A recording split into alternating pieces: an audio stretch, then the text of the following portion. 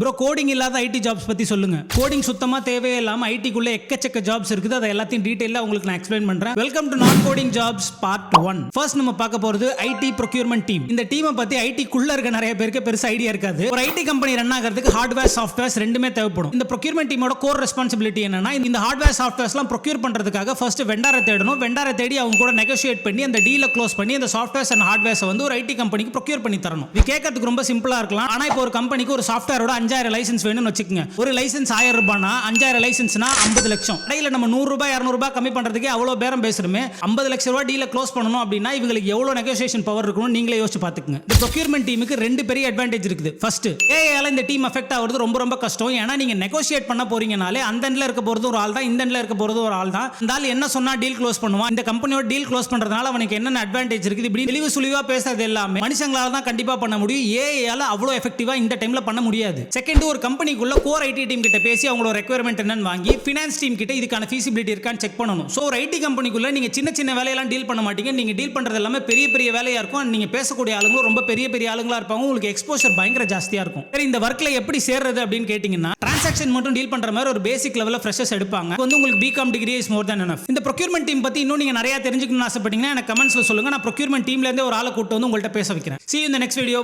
Bye.